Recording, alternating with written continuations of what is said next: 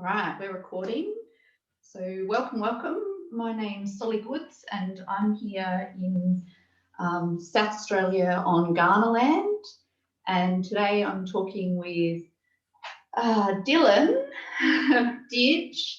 And whereabouts are you in the world, Didge? I live in Bunjalung in one of the many, there's 13 nations here that are conjoined in a Bunjalung nation, sovereign unity of nations here. So I live in Bunjalung, near Byron Bay, not far from there. Beautiful. Yeah, it's a good country. And you're new to me, we're new to each other, and we were connected through our mutual friend, Tanya Morgana. Yeah, I've only just recently met her as well. She's shown an interest in what I've been doing and is supporting it quite well, so it's awesome. So please tell us about what it is that you've been working on, because it's brand new to me, People's Treaty. Yeah, the People's Treaty, it's just a concept that I've thought it seemed impossible, but thought can go for it anyway. Is that the people of this continent that are non-original stand their ground and make a claim in unity away from the Commonwealth government and constructs, and make a treaty to start again, essentially, and refound the nation the proper way, with all the foundation, with true sovereignty as that foundation, and that unifying agreement to build a future from a fresh slate, and reset the constructs that are in place, and remove the corporate agendas and globalist agendas, and separate ourselves through the international realms of self-determination and the right to do so, and protect ourselves and protect our interests, our wealth, and just a way to get out of it all, basically, by resetting the jurisdiction and annexing the infrastructure as it stands, based on what the people want and their will, the things they need necessarily taken care of, so we can move forward. And under those agreements that we find people's agreement on the webpage, we move forward to annex that system under the people's jurisdiction, so to say. So we have the right to self-determine and take the time it needs. It might be 5 years, 10 years to create the treaty that gives us that foundation for the future, but give ourselves the opportunity to do that by annexing the constructs, their line of authority, and putting that in the hands of the people. So this can be a real nation for the first time, instead of pretending. So. Yeah, so dissolving the fictions and coming back to what's real and true. Yes. And uniting in the truth as one people with our original people. Stop drowning in the sea of paper that belongs on foreign constructs, and make our own, create our own, with the right jurisdiction as that foundation, and reset the ball game. Like, get out of that sea of paper, stop drowning, and get above it, come under land, and work with the real laws of the land to create something that's real, and for the power of the people, and set an example for the world, essentially, on how self-determination can strengthen a nation and help the world. So just got to get away from the corporations, the corporate governments, the big pharma, the GMO, the food corporations, everything. It's just corporate. It's a corporate world, and Australia's just a great big shopping mall for that, and it's been abused for too long. So Dylan, or Didge, how did you come to this awareness? How did you, what's your journey and your process been to arrive at, the awareness that you now hold? Well, I couldn't tell you exactly where it started, but I know when the Bentley blockade was happening here locally, I went and stayed on the site for a few months, living there. And I got to meet a lot of the original elders in the local area, and some others from different areas that came in to be part of the ceremony. And I was blessed to get the chance to play didge in ceremony and be a part of it, and stood my ground alongside them, and learned from them that the truth about the whole thing is the British constructs have never been given any permission at any level by the original people who haven't ceded their rights to sovereignty. And those nations are still here, still with that claim, and still protecting their culture and language. And we can acknowledge that, and that truth and that real jurisdiction can be a foundation for our future, and that's where I'm at now. But I've learned that through speaking with those elders. I went on my own walkabout. I walked 1,000 Ks. I was trying to walk across the continent to see my daughter, and I got stuck in Nyngan out in far west New South Wales, and came back for my grandfather's 90th, and then I made a new mate of mine, Shauno. He stood up and said, "I'll take you across to see your daughter, and we'll take the protest that I was on in my walk across the continent and back." And so we drove across, and we did, covered a fair bit of ground and did that, and got to Canberra in 2017 alongside Clinton Pryor when he walked in.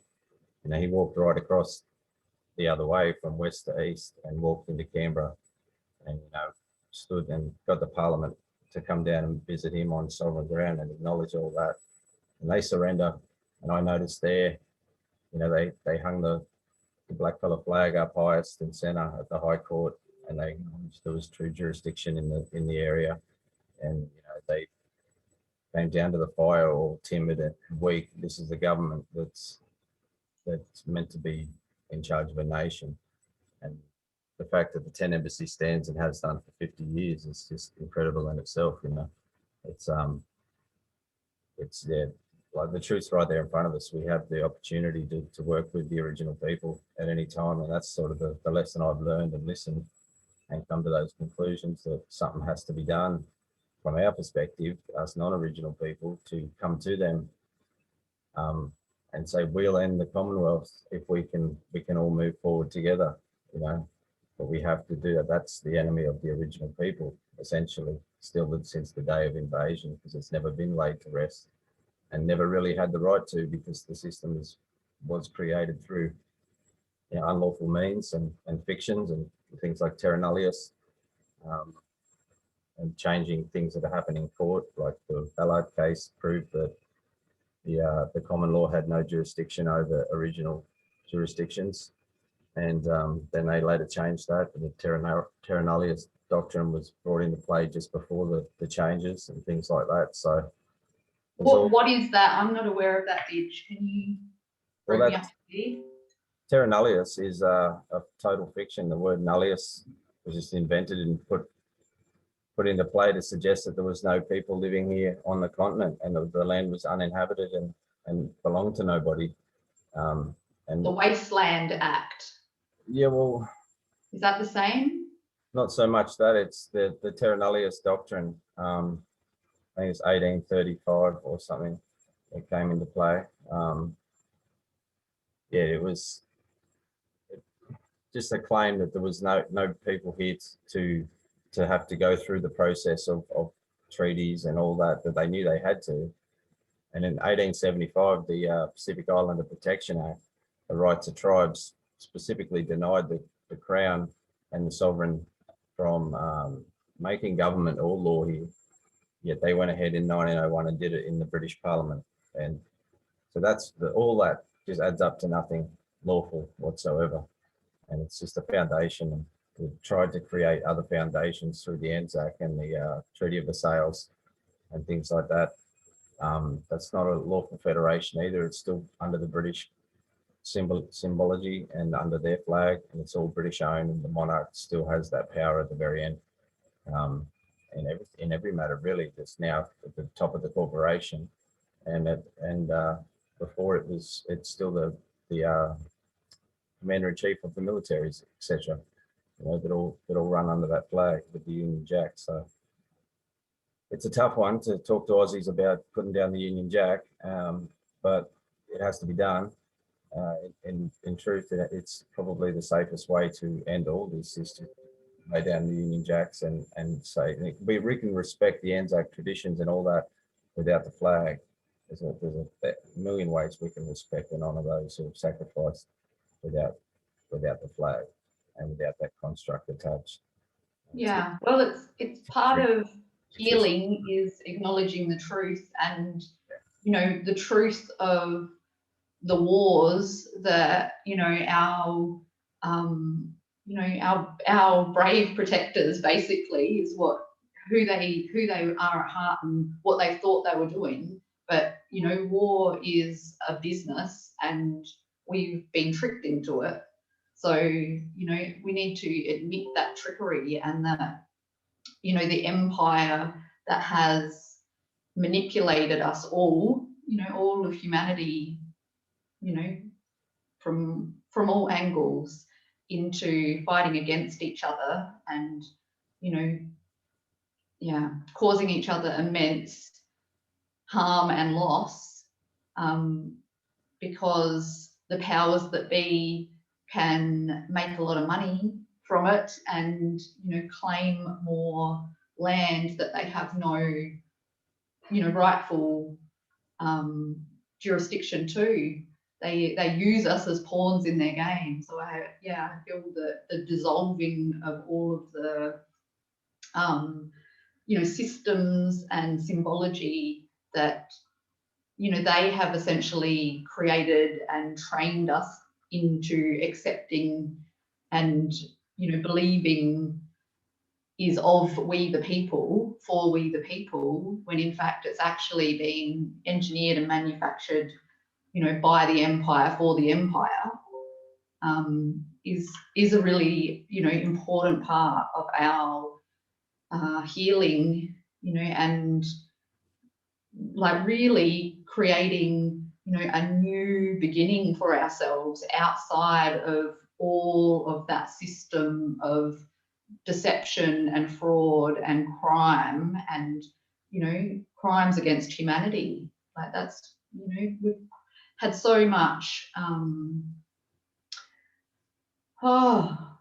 so much trauma, when I think about what our original people have lived through to still be here, and still be, standing in the truth of, who they are and who they were, before,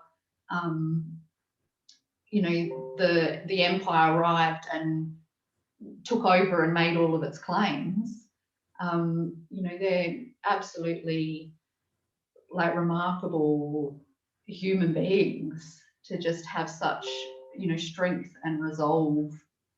And yeah, I feel strongly in my heart that, our way forward as a human family together is under divine law, as our highest law that unifies us all as brothers and sisters. And then coming back to natural law and being, living beings connected here in the real world, on the real land, and working out together how do we self-govern? How do we be genuinely free people, and organise ourselves and self-govern in such a way that, we're looking after each other rather than, this empire system, the pyramid scheme, that's all about exploitation and slavery. So from your, your perspective, how do you imagine or see us being able to move forward in true unity with our original people? And, how do you imagine that we will organise ourselves? Well, to be honest, I have absolutely no idea how people want to act, and in terms of how they want to unify and create their own circles. And this conversation can go out into a million circles. We've got 23 million people that aren't original or in any way, shape, or form that in terms of their heritage and the jurisdiction. It's not about people or color or ownership of anything. It's about the jurisdiction of the law that is present. Just has no right to exist. So something has to be an alternative, and the only lawful way to create an alternative is with the jurisdiction of all the original nations. So the people have 23 million different versions of how they'd want to come to such an agreement, and they have every right to that as well. The way I envisage it is a united voice of people confronting certain issues that they want to confront right now immediately, putting a stop to that, and then annexing the line of authority under the people's will. So when we demand things stop and change, they stop and change, or they get investigated, or things start to immediately reverse. So essentially put a stop to their line of authority and their power and their forward movement, and put the forward movement for the people, which is reversing their infrastructures and things that are in place that control for them. And one of those things is that promise to treaty and create a national sovereignty that's real would give us the right to self-determination right down to our points of economy and our currency and the value of the dollar to us. Essentially, first and foremost, we could protect all of our own interests quite easily before we spoke internationally towards trade and alliances that keep the future going and spread the example. So I think it's just a matter of the people being willing to confront and acknowledge the truth about jurisdiction, so it becomes something that has to change at the very basis of everything. So accountability starts to appear across the board in every matter where it's necessary. So we can't be tangled up in paperwork, but we're going to need lawyers and people to pull it apart and disassemble it. So it's no longer there, and it's no longer a barrier for anybody, to come to resolve and start to heal the continent and take the advice and the jurisdiction of the original laws and learn from them. So we learn how to protect the future. So essentially we're aiming for a future for our children and their children to enjoy and really experience freedom, where we have to work and point their future in the right direction for them, like show them a way so it can be their creation too. That's one of the hardest things I find for people to comprehend, that maybe they have to give up the idea of getting to experience everything in their own life and be more about the future and concentrate more on the lives to come and the generations to come and be the foundation for their change, because the constructs in place don't offer that foundation. They don't offer change. They don't offer a new direction. It's just a deeper and deeper sea of paper every day. And the things that are coming, they're quite obvious to everybody. We're all seeing them. We all feel them and are attacked by them, essentially. Our liberties we feel like we're attacked. Our liberties are being attacked. Our freedoms, our medical freedoms especially. We're being used as experimental guinea pigs for a vaccine. It's not even a vaccine. It's just been called a vaccine. It's a seller. Nobody's liable for damages. And they're getting our consent through just loyalty. So essentially, whenever we're ready to stand up, say, no, enough's enough, we want to create something better. As long as we acknowledge a true jurisdiction in the way we do it, it's a lawful means to an outcome where everybody wins, essentially, if they come to it with the right and proper way of experiencing this and allowing it to be a way forward. Nothing really changes in a heartbeat, but everything changes immediately, if you catch my drift.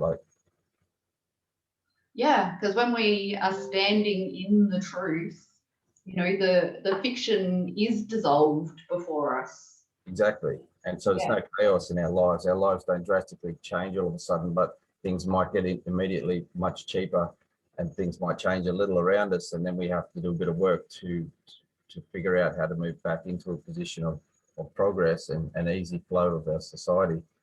But with big pictures in mind, bring the dreamers out from under their rock and say, how do you envisage the future? Here's a clean slate. Bring it to the table day one and be a part of founding a nation. This is how you do it, because it's never been done, so we do it our way. Yeah, and we do it from love. That's when we come together in true human unity under divine domain, that we acknowledge that our living earth and our human family have been divinely created. And so, like our creator is actually the one true and supreme authority, and when we are governed by that from the inside out, then we come together, with respect for all of divine creation. And then from that, we acknowledge, that our original people are the ones with all the ancient wisdom about this land, and they are the ones that have the ability to, help all of the rest of us to like really understand how to be a natural and free human and live in connection with our land in, you know, in ways that are good for the people and good for the living earth as well. Because everything that we've got going on now is all, you know, death and destruction and greed and control, and none of that is good, you know, for human beings, for living beings and our living earth. So, you know, this coming to you know, a realization and an admitting, we just have to admit that, you know, this pyramid system, this, you know, slave system that's tricked and trapped and controlled so many of us for so long is not good for us. It's not honest, and you know, we want to opt out of that by opting into surrender to our divine creator under divine domain and returning to the true you know, jurisdiction. I don't really even like that word. I think they made that up. But you know, the true custodians of this land, so that we can stand in unity and learn from each other and work out how do we move forward together by honestly informed conscious consent and for mutual benefit. You know, how do we help each other? How do we move out of you know, people trying to benefit at the expense of others into true contributionalism and, you know, community, and ensuring that what we're doing is you know, for the best interests of we the people, by we the people, and as determined by us, you know, that we are the conscious loving co-creators. And yeah, how do we step forward into that? And I know that you've done a lot of work creating you know, the People's Treaty website, and there's a process. So what is the process that you have kind of, you know, pioneered for us, Didge? Well, on the website, the process is pretty simple. There's polls coming in from people. It's their orders, their language that is to speak to the line of authority, to basically tell them what the people want, and this is our will, and this is what we want as an outcome. Being voted on, so they're either voting higher or they're quite divided, and you know, you vote and you find out where they're at. Essentially, it's anonymous, and there's nothing set up to lean it in one direction or another. It's a yes or no, I agree or I disagree. So we're counting it for real. So for instance, there's one on there that's near 800 votes, and over 780 of them are in favour of it, of that order. So that's the sort of language and poll that will go further along. And when it gets to about, there's 112 now, so I'm thinking when it gets to about 200, I'll stop, bring them in and start conglomerating them and making them a smaller list again, and then rerun them again and try and get more advertising behind the concept of polling these orders and getting a legitimate count on what the will of the people is, so we can speak non-negotiably with the line of authority and remove it from the Crown and the Commonwealth and where it's getting its pretend power from, and give it a real place of real lawful power from the people. So then we have accountability through the system as we dismantle the system. Instead of getting hung up in the sea of paper, we start removing the paper page by page until it's really accountable to what the will of the people is across the board. And then in the process, we open the conversation across the continent, take over the conversation about treaty and about how we're going to agree to move forward as a nation, bring the elders together, speak with people, get out there and meet, greet, speak, ask, you know, bring purpose back to people's lives. Like, we have a purpose, we all have purpose, and we can all be a part of building a new future and find purpose in anything, and get out there and find out what, you know, the youth want in their lives, what do they want, what do they want to bring forward, and, you know, encourage it instead of putting restrictions on everything and making it more difficult, and you know, strapping everyone into the same crowd and saying, this is how you have to be if you want to be this. You know, universal. break with the shackles of the slave system and the slave training, and free ourselves and each other up, and most importantly our children, free our children up, so that Give them a we chance.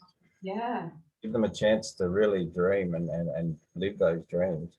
And we can too, we just got to apply ourselves and find it in our hearts to move forward and see the light at the end of the tunnel, and just say, this is my dream to see this sort of thing happen. I just want to see it happen lawfully. It doesn't have to go my way. The treaty idea doesn't have to be the be all and end all of anything, but it's a lawful process. It's a lawful way. It's acknowledgement of the truth, and it gives everybody an equitable chance to be a part of it and have their say honestly. And I can't figure out a better way for anybody to move forward and unite in a sense of having a voice that's counted organically and quite literally, or in non-negotiable terms. It's not asking questions, it's making clear, concise statements with people behind them. yeah, the power is in our standing in truth and then unifying in truth to be a community that's, expressing our collective will. So when we've got that power of the collective, that's when we're able to really, affect, significant, meaningful, like wide-reaching change. Exactly. But we got to do it away from the constructs of the system and acknowledge the true jurisdiction when we do it. And that way, there's nothing that's in our way from getting change done. There's nothing at all in the way. And that's the beauty of it. There's if we go through the system to do it, then ultimately we're allowing the system in all of its directions to be in our way throughout that process. Everything's a guideline way on how to, like even the protests nowadays, they have to seek permission to gather and protest. Like that's a ridiculous concept. Why would you ask ridiculous to protest? You look at, I saw an image of Romania and there was millions in the street. I thought to myself, I wonder if they asked permission. No, I'm pretty sure they didn't. So the thing is, we're not allowing ourselves to step out of their constructs and confines. I'm not sure what it is. Is it an underlying greed? People know that there's some trust attached to our birth certificates or something, and it's like this underlying greed. I can't let go of that construct because then I might not be party to some wealth that is deserved anyway. I'm not sure. People have different concepts of how everything works. People believe in common law, even though it really has no right here either. It came over with the British and their constructs and founded their constructs. So remove that foundation, none of the other fictions can exist. But you uphold any part of it and you're upholding all of it because it's a fiction. So you've given jurisdiction to one fiction, which allows it jurisdiction over any other fiction. I think that there's a process, like as I've been observing, what's going on, because I know there are amazing people who are doing this reverse engineering of their, documenting their sovereignty by, correcting the record. And there's amazing people working through the Common Law Assembly. I can't speak for everyone everywhere, but the people that are here in South Australia, their hearts are so beautiful and they are just working as hard as they can to, bring community together and use whatever tools that they can, access to be able to defend themselves and each other against the attacks that are coming from, this corporate hierarchy and all of the claims that are being made against people. I realize that, but unfortunately, there's no obligation in the authority, and it's the same authority that's pushing at you and attacking you. There's no obligation inside it to uphold any of that. So it's a delay tactic that they'll allow to push them for only so long until they'll legislate their way over the top of it, and they do it every time. It's been happening for 121 years. They constantly just move the goalposts. Yes, And I agree, like the paperwork is not, you know, it doesn't resonate with me. I feel like that's their game, their language, you know, that's their construct, you know, they framed that. And so they just keep changing the goalposts. But the process that's happening for people as they are removing themselves through their learning, you know, and the documenting, is that what is emerging from that is that we actually want to come back to community, you know, that all of our power is in community, and contributionalism, you know, and remembering how to be free and natural humans. So I think, you know, even though the way that we're getting there, where everyone's doing it differently, and we're trying, you know, there's so many layers of the lies, you know, Yes, absolutely. that it, A beautiful thing about that is, sorry to interject, it's that it's all a fiction. So even if by taking these routes, you're not digging your hole any deeper, when you finally come to the point of letting go and seeing the true jurisdiction, it's right there in front of you, and you can talk to it at any time and be a part of this continent lawfully at any time. And to become a nation, we just have to work together and create. That's how nations are built. So when people in this argument are learning so much, and they're bringing themselves to a point of awareness, you know, I have to keep repeating myself about the fact that they're going to hit a wall. It is a fiction. So when they see that, they can easily step aside and know where they stand with all of that, and they're awake and they're aware of the threat that's in front of them. So, but true jurisdiction, if you saw the Brisbane rally, Karen Guri stood up and she spoke, and Jamie and her son were playing didge. That had everybody's attention, and the crowd loved it, and they cheered and everything. But what she said in that speech, Karen, was that, you know, you're on sovereign lands, and you're welcome to stand with the sovereigns and be free. And it's as simple as that. It's literally that simple. And that's true jurisdiction, and can be upheld by the people at any time.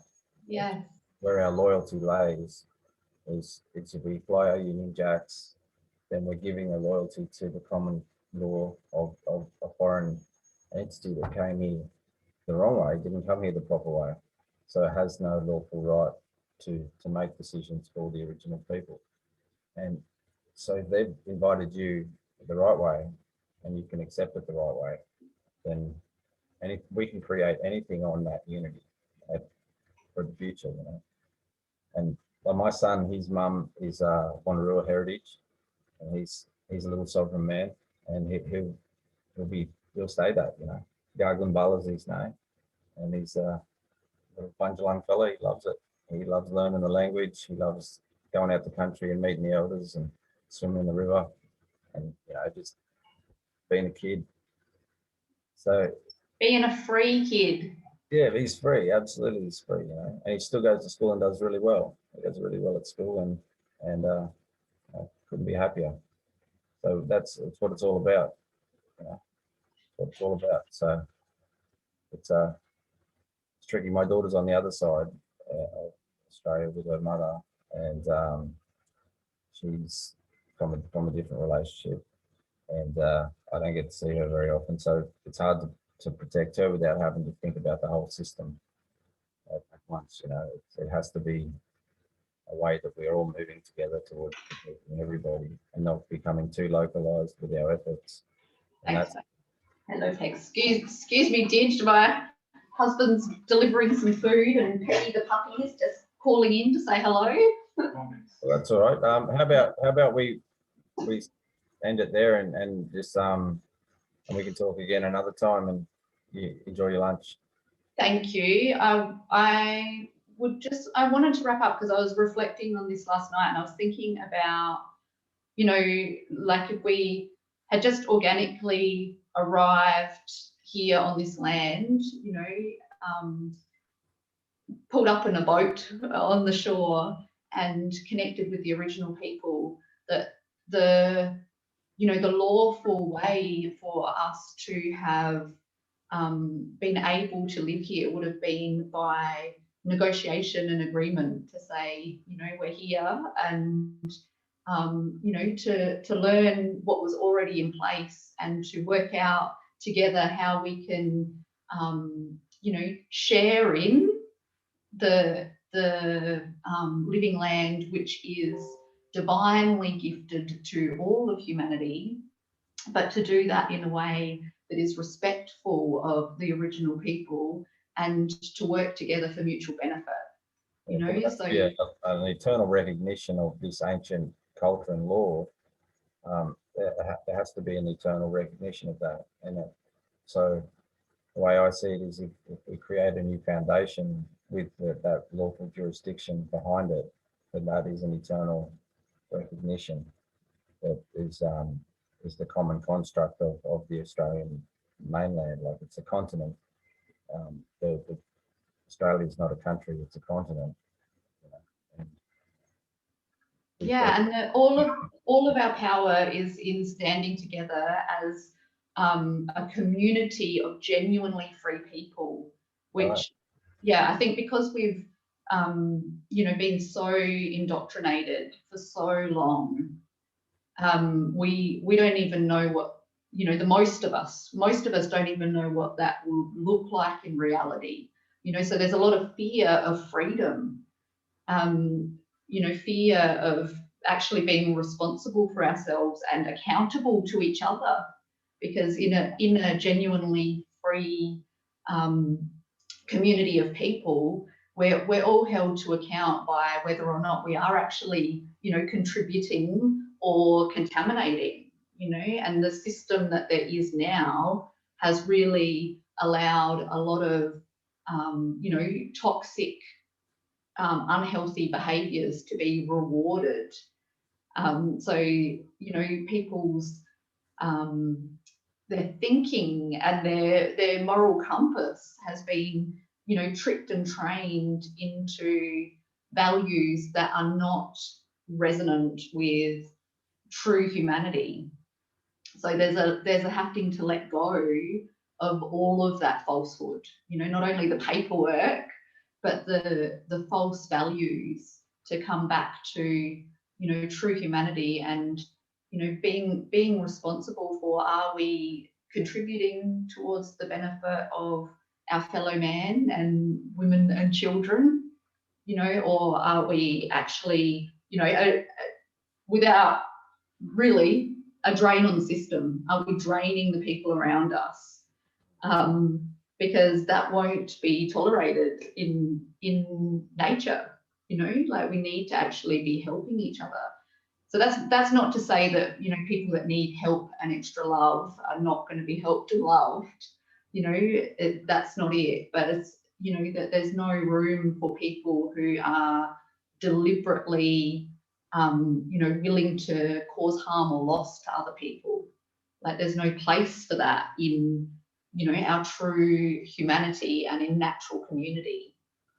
I agree, and it's like the foundations of something new could cement the idea that power is a non necessity in society. If you can remove the power constructs and spread the responsibility and essentially take the top 1/3 of the pyramid off and just throw it into the heavens, you know, because if we stop there, we have a manageable construct where you get my concept there. Like, there's no point of power and no direct point of power that isn't a combined effort. So the way that I see it, because when I'm looking at things, I'm looking at the energetic dynamic of it, you know, and how does the energy move naturally, you know, versus in this construct, like, where is the energy going? You know, and it's all being harvested in this current system and channeled, you know, into this central banking cartel that, you know, keep us endlessly divided amongst ourselves. Yeah, we don't need that. We can learn to count all by we can. we can do it all by ourselves, you know. And We can put a value on things that suits our economy first, and then trade with the world would make more sense. So we act like a real nation, and maybe not trade with corporate governments, trade with people. yes, people to people. Open up the idea to other nations, people, and into their lower economies, and make it easier for their lower economies, and cut out their top of their pyramid as well. Just don't offer it. Just Yeah, don't come in at the top of the pyramid anymore. Same yeah, sort of. And look, New Zealand's in a beautiful position because the Treaty of Waitangi was written on Ngāpuhi land, and Ngāpuhi weren't a part of it, and they've still got a claim to sovereignty. So that can null and void the entire Treaty of Waitangi and give them the exact same possibility with the People's Treaty concept to rise up and take with those original nations. People a little bit easier in New Zealand, I would imagine, being the nations are larger and easier to find and talk to at some representation level. And they've been in that construct with the Treaty of Waitangi in the governing process was already operating. So therefore, the taking the infrastructure and dismantling it in a people's way would be a lot easier for New Zealand in a sense. But if we were to do it together, New Zealand and Australia would be 1/3 of the GDP of the Commonwealth just completely removed. And completely return to the people. will be removed from the Commonwealth. Our productivity is for the benefit of we the people. Yeah, and well, the productivity is relevant to what money's value is, and that value is a clean slate when you become a brand new sovereign nation. You change the ball game in terms of the brand new sovereign nation. That sounds good. Like a real nation of people that have something to be proud of. But we've got such a history both ways. Like I'm very Australiana myself. I love old bush poetry and stories of outback, bush rangers and all that, and I respect the Anzacs and everything a lot. But so I'm torn. I used to be a flag waver. I was a marcher and I had flags on. I was trying to unite using the flag and going to talk to the original people, and I had a both ways effect. It worked well sometimes, and other times it didn't work so well. But I've given up on the flag, so it's a bad idea. I'm trying to raise something up under something else, and it didn't work. So the idea is just for me to just keep doing what I'm doing, not push too much further ahead myself, because it's not about me at all. I'm not trying to be the top of the pyramid myself or anything like that. It's the ideas there. People can see their own way into it, use their own heart space and look at it, feel it. And, I want to be a part of this for whatever reasons they have, and make those efforts themselves, acknowledging the truth. Then, we wouldn't be targetable. It's not against any law on the planet to do this. There's nothing in the way.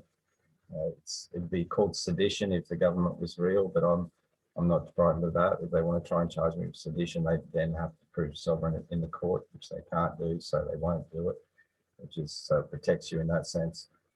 But essentially, that's what this is. It has to be a peaceful way of doing it. So the agreement might take 5 to 10 years to fully work, and it might take hours of TV talking about it, and lots of every newspaper's talking about it, everything's talking about it constantly until we're actually agreeing on things and we're moving forward.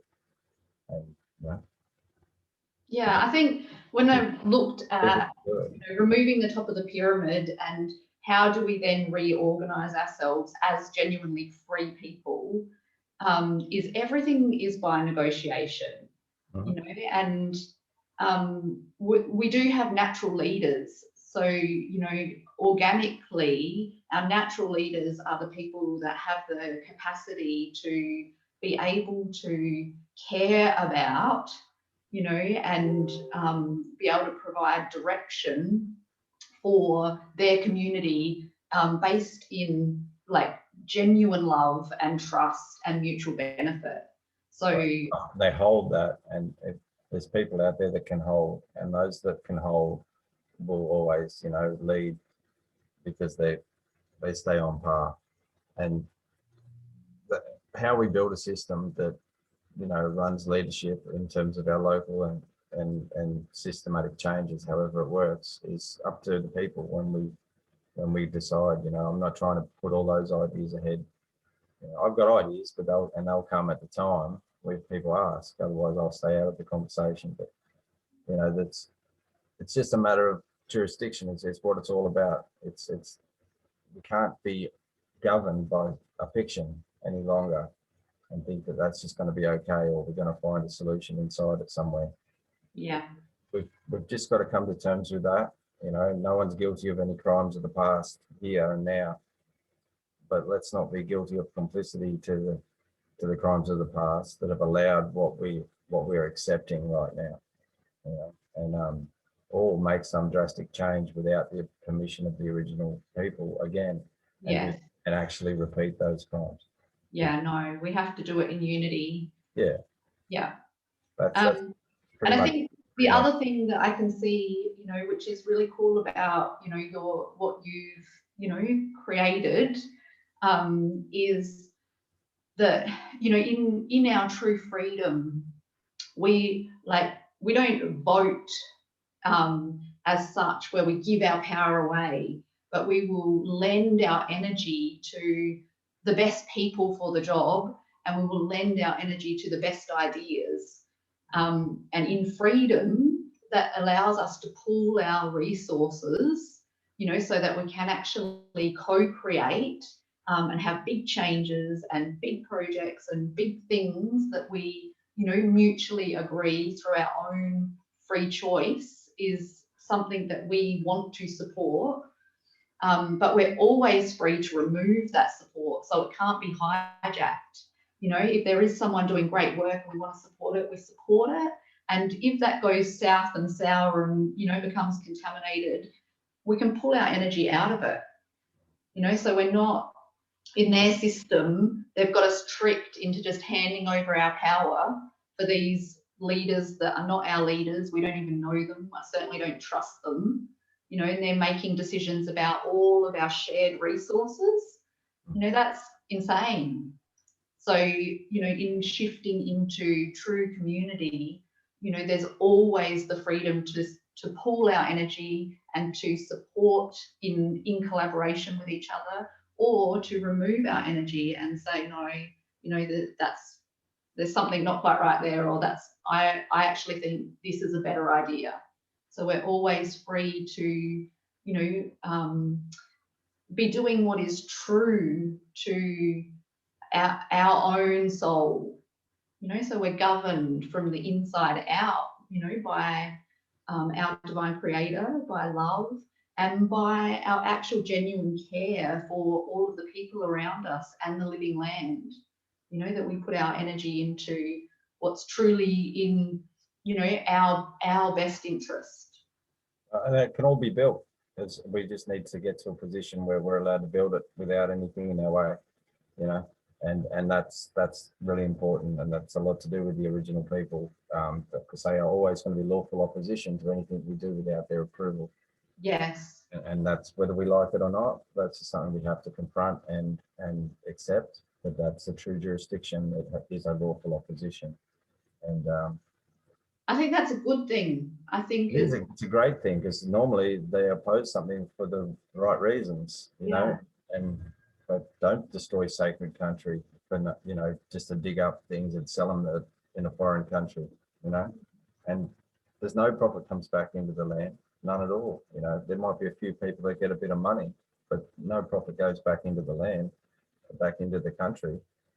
It's nothing's going right, nothing's being operated correctly, and they're just taking off this continent every day. They're just shipping out hundreds of millions of dollars worth of product and resource off this continent out every day, right in front of us right now.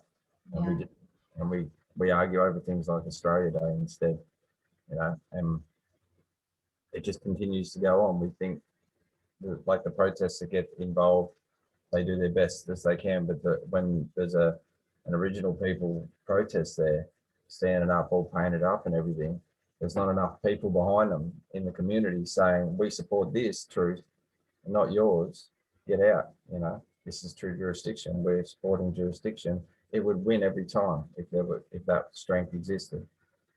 Because the system has no lawful response to that. They can't pull their guns out and start shooting because this system can't declare war on a nation that's standing there defending its land, painted up, ready for war. They can't. Well, they have declared war, and they have deployed the bioweapon. And our original people need to know that they are in the firing line. It's not an outward declaration of war as such, though. My point is, it's not the British Empire declaring war on the nations of Australia, original people one at a time. Like that would be 368 declarations of war. It would be an impossibility to run the logistics on that much war at once. So it's almost a solution if all the nations decided to do that back the other way to the British Empire and went international with a declaration of war. But I wouldn't recommend it. That's an arena for a huge disaster. We just need to be able to come together in unity to actually protect and defend ourselves and each other. You know, it's not about going to war. Like, you know, yeah, we shouldn't have to go to war at all. That's the whole point. We should be able to utilize our power in numbers, the truth that we have that's on our side, you know, blessed by the fact these original nations have kept that culture and law alive for so long. It's amazing. Yes. And we're truly blessed by that, you know, we are. So if we respect that and move forward, there's no declaration of anything. It's just self-determination. Yes, which is our divinely given, you know, universal right as a divinely created being. It's our opportunity. It's not so much our right. We could make it a right. Rights don't exist unless it's upheld by something. So if we want rights, we need to start upholding them for others and making sure they exist, because otherwise they don't. So it's a universal opportunity more than a universal right. And so everything's an opportunity essentially for us to protect it and run it the way. But man writes the systems. So how they're written, it's up to man every day of the year, you know. So whatever we create has to be written to protect the future's right to freedom and change and everything that suits their life, you know. In my mind, and it's up to us. It's up to we, the people, to give ourselves and each other permission as well. You know, because we've been trained to become each other's keepers, you know, and keep people within these fraudulent constructs. Yeah. So it's a big thing for us to, you know, be able to see through that and realize that actually, you know, we have the ability, we have the power, we have the opportunity to decide and to be self-determining together as free people by agreement, by our conscious consent. That's right, and opportunity exists for everybody in doing so. So, you know, whereas a lot of people have been relying on the constructs to protect them and get them through. So, well, I'm thinking farmers just now, farmers with the trade deals for farms. Without the deals already in place, the farms aren't running and they're not able to find new deals to make their own farm. Like it's very difficult to just start a beef farm, for instance, and find a butcher to buy your meat and run a contract yourself straight up. That's all been changed to these conglomerates. So they run the market, and it's dictated by overseas trade as to how the market leaves this continent. So again, our farmers have no control over the matter, where if it was more self-determining and every last farmer or, you know, somebody wants to be a farmer could step up and be a part of that construct, however they can enter it, because it's localized, it's here for us first and foremost. And that's with any industry, essentially, you know, and the opportunity to move forward. But the economy's run in a way to create money for the top. So if we cut the top off, then the money deflates, you know, and that's what's necessary in massive forms to deflate the economy, the price of living, everything like that. Really take the stress off, remove depth to fiction and thin air, And then I would love for us to co-create a housing amnesty and make economist, so I couldn't tell you how to run an economy, but I can easily see how it should deflate by removing the fictional interest and the fictional realm of it and bring it to a place of real currency and like real movement of something of value. So like a gold-backed economy, particularly the wealth on this continent, it's a lot of gold. It's wealthy enough to run a very powerful economy against the rest of the world if it wanted to, but I don't see the need to run it in a powerful sense. It needs to just be run in a smart sense, which can offer a lot of help to the rest of the world and go to the people and start it with the people. And it's how you change the world, and that you lead by example. So you can't force anybody to do anything. And even them trying to force the vaccines, I'm saying no matter what. So I don't care how broke I become, it'll be what it'll be. So well, thank you, Didge, for all the work that you've done, to sort of bring all of this opportunity, into a readable, shareable format that we can actually participate in, and use it as a platform, to be able to come together and to work out together, what is our will, what is the will of the people, what is genuinely in our best interest. So, and where do we really agree? And that's another thing. There's a lot of polls are, do you agree? But they're not asking, do you not agree? Or they're always something that is 50-50, and they run that as, you just 60% said this and 40% said that. To me, that's not really an agreement on something. So that's not a matter that can make a thought can produce a lot of change. So yeah, well, that's the lie of democracy, isn't it? To say that if the majority agree to this, then whatever they've agreed on can be forced upon those that didn't agree. And that is not respecting, free will and true humanity. Like that's. Oh, and then that's also difficult in the sense of anything you create and bringing it to the people. And so the opportunity has to be there for them to have their say, no matter what their belief. And if they agree or disagree, it's always got to be there. When it comes to jurisdiction of law, there's certain things that are simple as you don't get a say in the matter. And the ways to have a say in the matter are horrible, like war and theft of sovereignty. And that's how you get around the jurisdiction issue. And we're not doing that. That's old ways. And we're not doing any of that. So unfortunately, if 99% of the population says you're doing one thing and 1% says no, we're not, then 1% doesn't get a say in the matter. They get a say, but they won't get. The minority won't rule the majority on that in that sense. And we have a system now that chooses for the minorities in certain ways and pushes their agendas because they know it divides the people, and that's why it's such a perfect agenda to push in front of the public, and each their own on their beliefs are on things, but they make it like a plebiscite for gay marriage or something like that. But it's a very divisive topic, and then they force an outcome just to make sure they're in control of what's going on. And it's only a small percentage of the population that it actually affects, but it's become an issue for everybody. But sovereignty affects everybody. The jurisdiction affects absolutely everybody. Yes. And it has to be real. It can't be a fiction. Unless we just want to be owned, enslaved, and give up everything. Just handing them jurisdiction constantly with more paperwork, which has their title on top.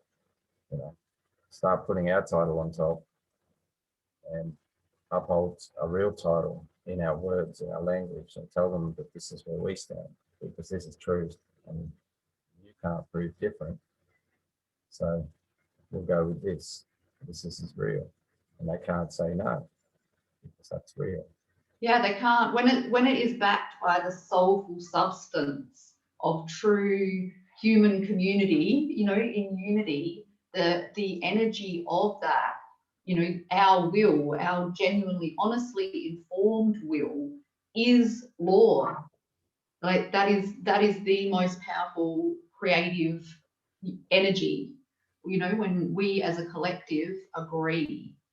So it is just us remembering, you know, who we are and, you know, how to use our divinely given power for our own good and for the good of, you know, our children, most importantly, you know, but our human family and our living earth. Yeah, well, I'm fully aligned with the idea of personal sovereignty.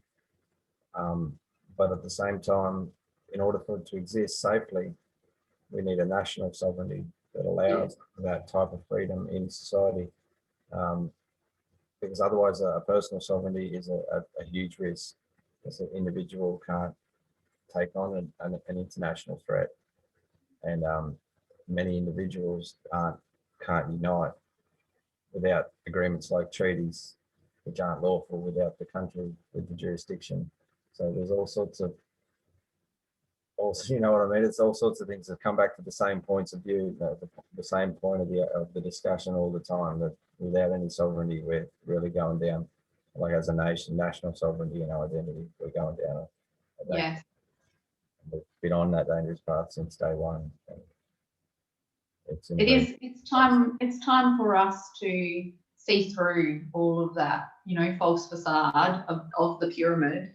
And the symbol, you know, that I haven't, my flag's not made yet, but you know, the flag that I'm, you know, basically living under, the symbol is this golden, I'm calling it the Divinity infinity symbol on a white flag, which to me is symbolic of being in surrender to our divine creator and really standing in truth under divine domain, and you know, surrendered myself and called in divine protection as well, because you know, this really is a spiritual and energetic war where, you know, this pyramid system, you know, is deliberately sucking the life out of humanity to empower, you know, these powers that be, a few at the expense of the many.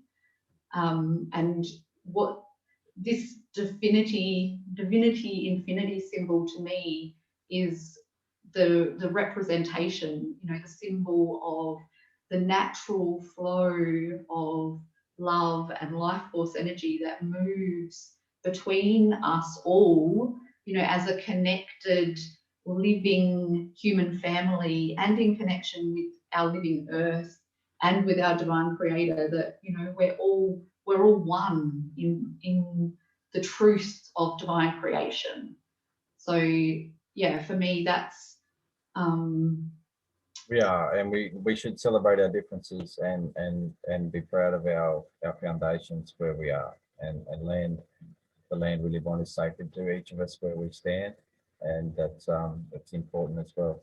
So that's. Do you know, with the original flag, the original people's flag, is it theirs? Do they? Well, look, as far as I could tell you, it's a corporate identity flag, but it's also a cultural representation. It's not a national flag of any kind. So it's just a cultural identification representation. Yeah, so there are flags, and different mobs have flags of their own. I've seen a few different ones, but so flags to me are not an important or necessary thing at this point in time. It'd be a great thing to see the nation get together and decide on one. That would be an amazing thing. If they had a huge agreement on one thing, that would be something sensational and a gift to us all, you know, if we came to that point. I'll say when we get to that point. It's better than if. Yeah, when we get to that. And so those things to me aren't important. I make jokes in reference to the boxing kangaroo flag being the best one for Aussies to fly, because all the courts are kangaroo courts and it's a kangaroo system. So the kangaroo is the right flag to fly. That's the only thing symbolic of what we have here. It's just the kangaroo system. And yeah, I don't know. That's not really important, the flags at this point, because our voice, our unification, and what we and our direction in our collective consciousness is what's important. Um, if we aim at something, I agree. I agree that it is all energy, and I also think there is power in having a unifying symbol that we can identify. people can choose to unify under anything they want, but they can't try and nationalize anything without the right lawful means. So that's how you have to look at it. And those flags that people fly with the Union Jack are an attempted nationalisation by the Commonwealth. So when people fly the Union Jacks, they're unknowingly giving like the consent and authority and that line of authority back to the Commonwealth at the same time as trying to protest them. They're actually giving them that consented authority. Well, that's the same as paying death pledges to the death cult and taxes to the criminal corporation that then uses it to, you know. The thing is, but it's a fiction. So you can be forgiven for all of that. But the flag is a claim, like an international claim. So that's not the same as a fiction. It's the flag of a fiction, but it upholds that fiction because it's making the international claim on behalf of the fiction. And the people are flying that flag and giving it power, whether it's a red one or a white one or a blue one, it doesn't matter. It still represents the British Union Jack. It's the representation on that flag. All the rest of it just tells you whereabouts the British have laid claim to. That's why all the British nations have a Union Jack. Yes, well, it makes sense that we would want to let that go along with all of the rest of the fiction that goes with that. Exactly. And so flags at this point is like, if people want to make like community flags or unification flags that are like the identity of their movement, wonderful, because it's unifying. Well, they can't make a claim to nationhood with those flags, because that would be an unlawful. Yes, well, this to me is an open source, symbol of divinity, infinity, for humanity, and it's claimed under divine domain. So it's open source. It's for all of humanity. That really wants to unite through our hearts, our human hearts, to be able to connect, in our true humanity as a free and sovereign being, but also to recognize ourselves as part of this human family. It's a nice concept. I think it'll probably catch on a bit. So people want to unite, that's where they'll do it. They'll come to somewhere that's offering the right kind of love. So yeah, well, it's free, and it's a gift that's available to us, and we can share in it, and yeah, if people resonate with it, then it's there, and if they don't, it doesn't matter, because it's about true human freedom. So then, it has to be purely by free will and choice. It's not, Well, the peace dove was meant to be the exact same thing, but it's not. It's been manipulated pretty heavily. I do love the peace dove too. I love the peace dove as well. But yeah, I think it's really important that, for me with this symbol, I know what it means to me, but it's for us to collectively to define and discern and to maintain, so that it can't be hijacked, that we actually look after it as a living symbol, that's part of who we are and how we organize ourselves, and coming to agreement, coming to conscious, loving agreement. So if there's anything, I love it because it's dreaming, and that's what I'm all for it. So the more the people that dream, the closer we'll get, the quicker we'll get there. That's the way I see it. So nobody can be dead right about how to do it all.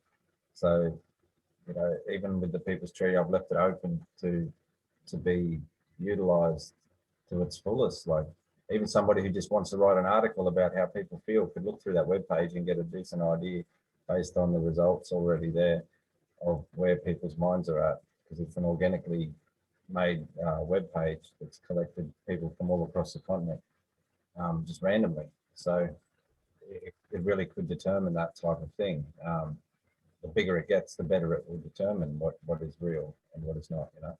And that's Yeah. So how can we like share and support the People's Treaty? How can we participate in it? This point is just getting people to go and look at it at the webpage and have their say, have their vote. If they don't want to declare their interest in the full outcome at this point, they don't have to.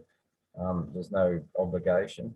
It's anonymous, and you know, and they can send in their disagreement. They can tell us why they disagree, and then we can apply that to how we reshape the polls when we do the first shuffle and conglomerate the polls down. And we'll look through all those comments that tell us what's wrong with certain orders, so we know what people are thinking and why it doesn't suit certain agendas and why it doesn't suit certain directions. So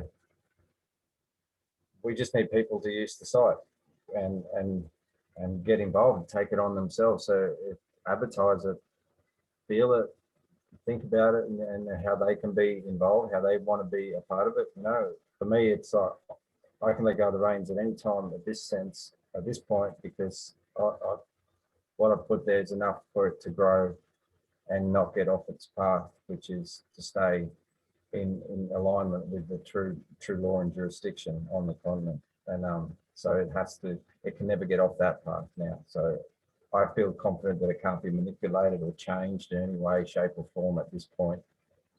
It's grounded in the truth, and it's unhijackable. Yeah, because I've never bent on it. When I first learned it and decided that this is where I'm going, and I just head down, ass up, and that was it.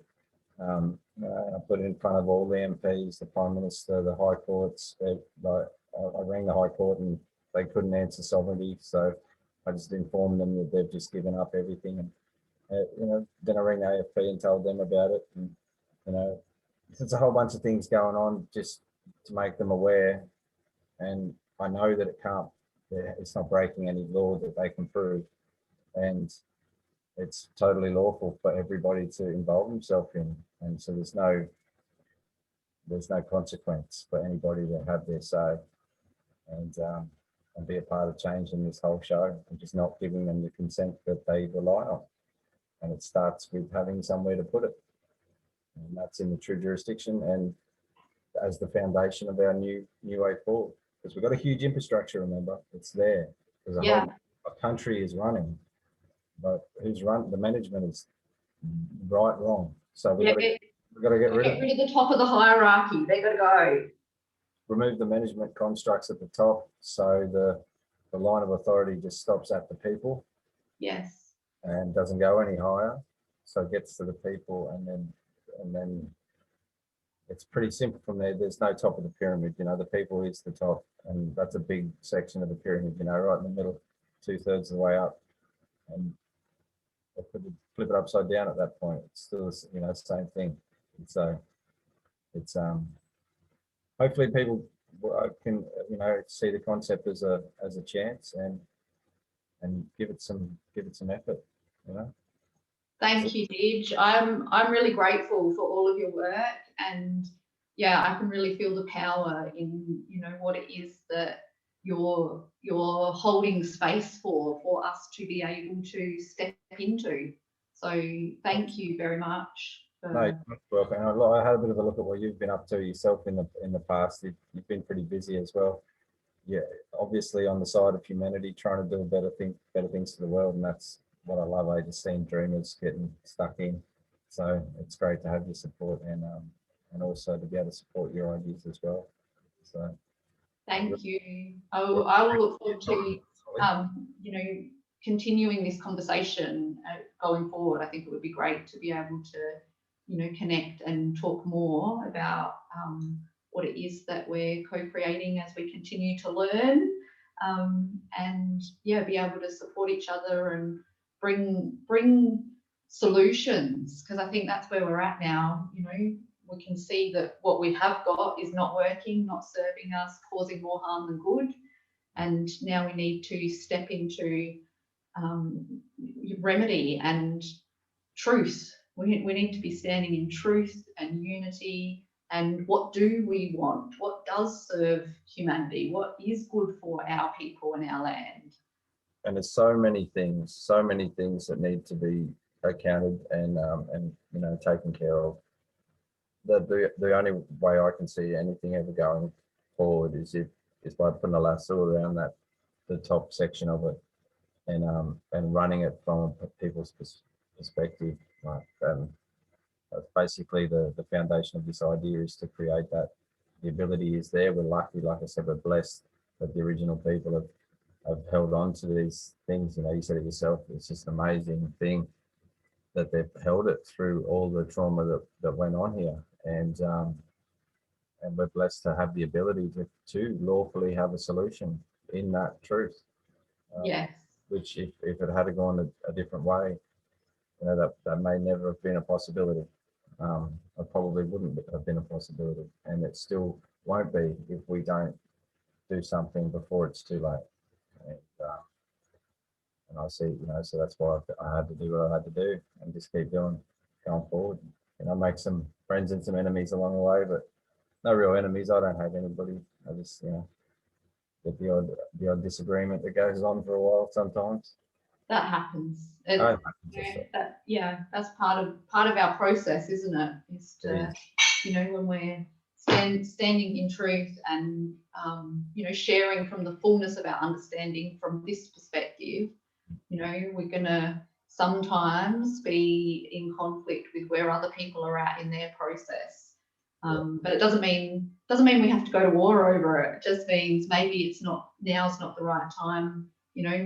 There's more for us to flush out, and we can come back together in unity when it's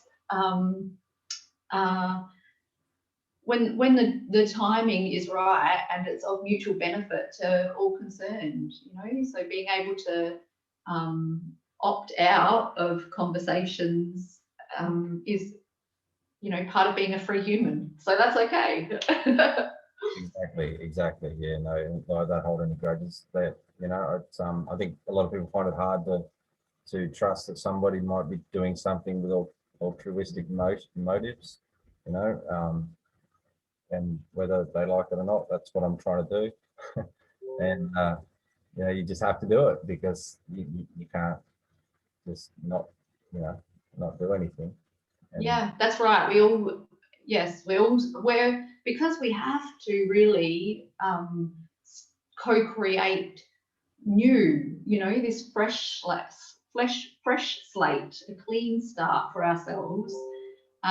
We have to do that in faith. We have to step forward in faith, because we can look back through the past and we can learn, draw on all of the learnings. But yeah, we have to be able to also be present and be able to be free to co-create something genuinely new in truth as well, which requires faith. It requires us to have faith in ourselves and our divine creator and each other. And it's a big thing to rebuild that trust with each other, because we've been so weaponized against each other for so long. And ourselves, we've been weaponized against ourselves as well, to hate our own opinions, to disagree with ourselves all the time, and be forced to change the way we think and feel. And it's nothing natural about where it's all heading. We've got to pull our heads in and trust ourselves that we can be responsible and make decisions for our own future. And particularly those of us with families that look at their children and think, I want my children to enjoy their freedom. Yes. It's all about the children. That's hopefully, at the heart of humanity, that's where we can all connect and agree. Yeah, exactly. And the future is far more important than our own existence, but our own existence is so important for the future. And that's, if we can just let go of some of the need for greed and come to a place where equitable living is an easy lifestyle, and the wealth is there in everybody's life. So the need and want to be different or better is unnecessary. There's no competition in survival. there shouldn't be a competition in survival. You know, Yeah. there's no need for that. We're all smart enough, strong enough, and should be willing enough to put in the small bit of effort necessary to look after one another and ourselves. And it's We're already doing it. Humanity is already doing all of the work. exactly, and they just got us convinced the system's in control of it all, and it's really just a matter of how it's written. That's all. How it's managed. Take the management away and leave the management up to the people. And Yeah. it all makes sense. It all makes sense. So it's been a pleasure talking to you, Solly. You too, Didge. Thank you. I'll enjoy that lunch. It's probably gone a bit soft. It probably is a little bit cold, but I'll still eat it because I'm hungry. Right. Thank you so much for your time. Yeah, and you too, and for your work. Thank you. And you. Thank you, Solly. Okay. See ya.